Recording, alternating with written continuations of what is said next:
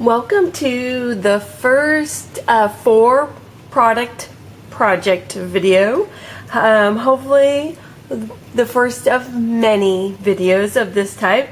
If you're keeping up with the blog, then you'll know on Monday I posted our primary topic for the week, which was paint. And then I picked out just a few other supplies to work with. I have a vellum quote, a set of new stamps. These are actually brand new stamps that I bought, and a set of 3D stickers. I'd never used these either. Obviously, they're all still on the sheet, but I've had it for a long time.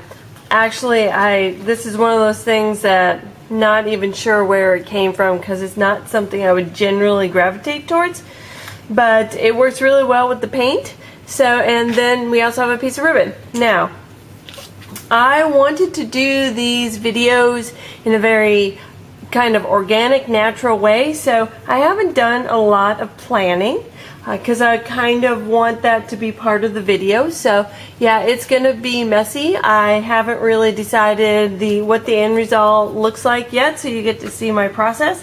I have thought a little bit about how I'm going to use these pieces. Now when I try to work with just a few products, I try really hard not to add to it, but I did have to add some little brads for the vellum to attach it. And I'm going to be doing some other things on here as well, but we're going to start out with painting, and I have already done my card.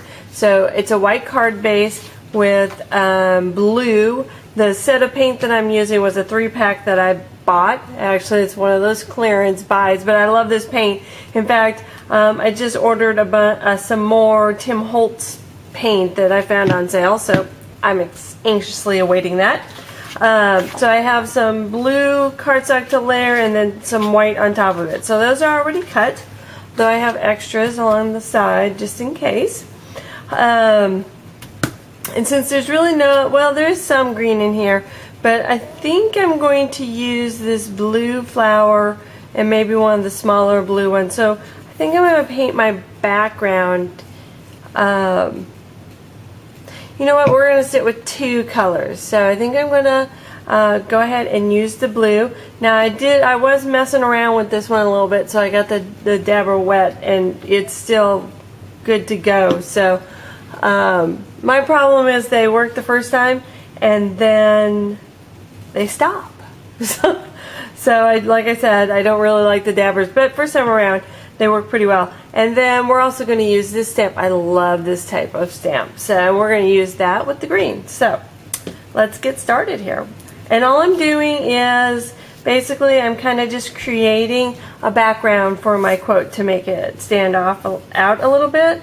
And I do want this to look like paint, so I kind of want the paint strokes here. I want it kind of messy, particularly since that'll go good with this stamp.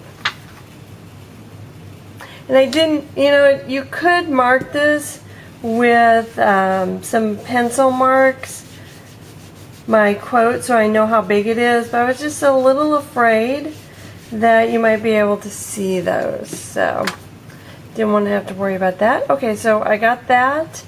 I'm going to come down just a little bit farther. If you've never used one of these daubers, you just press it. It's a pressure release. And I'm using a craft mat to kind of protect my area. So, but they tend to dry out if you're not using paint all the time, and I'm not using paint all the time. And so they tend to dry out, and then I just stop using it altogether. It's too much work for me to go ahead and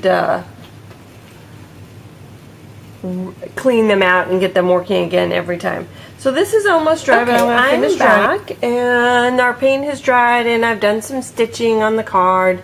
If you have never sewn on paper before, it can be a lot of fun, but it's also very hard on your sewing machine. So if you like to sew with fabric too, make sure you clean your sewing machine or have 2 separate sewing machines.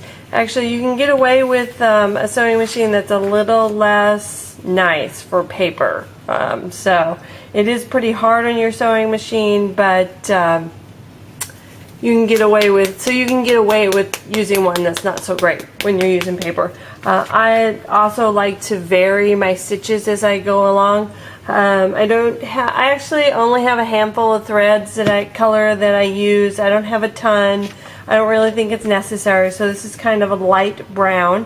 I have dark brown, light brown, white, maybe green and red, black. That's about it. And I mostly use the light and dark brown. So we're going to do our stamping on here before we put our quote on.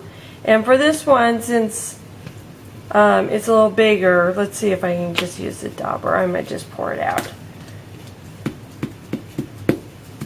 If we get enough here on my craft mat. And then we're just going to use it like an ink pad.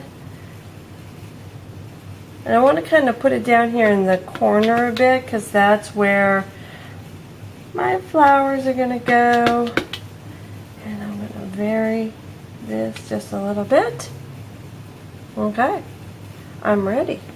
Let's clean up this paint. I'll clean up my stamp in a little bit. Oh, now I have more dry time.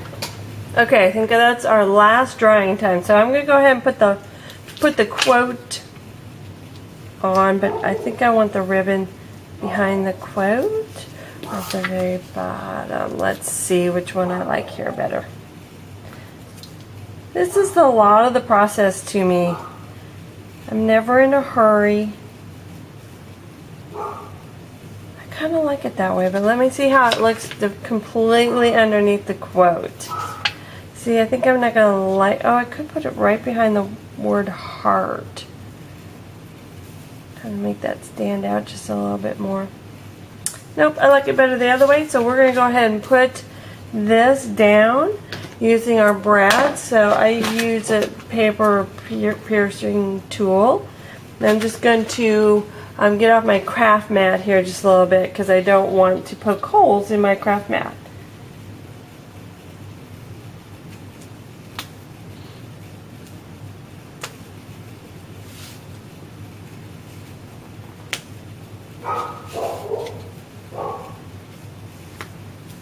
Okay, got those poked, and now I'm just gonna reinforce it. I don't use vellum very often, mostly because it is kind of a pain to attach.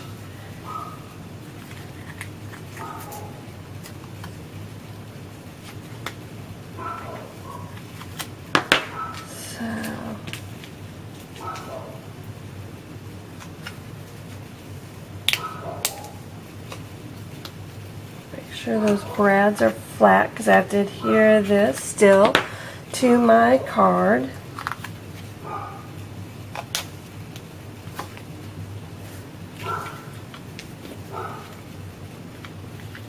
And one last one.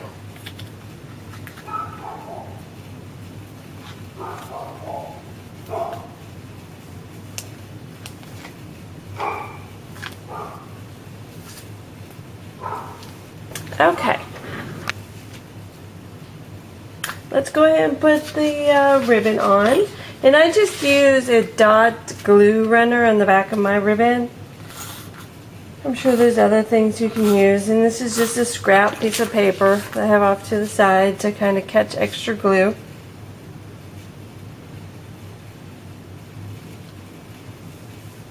I'm going to line that up along the bottom and just clip off the extra. I always have extra. I'm never good at doing it just precisely. I suppose that makes it a bit wasteful, but oh well.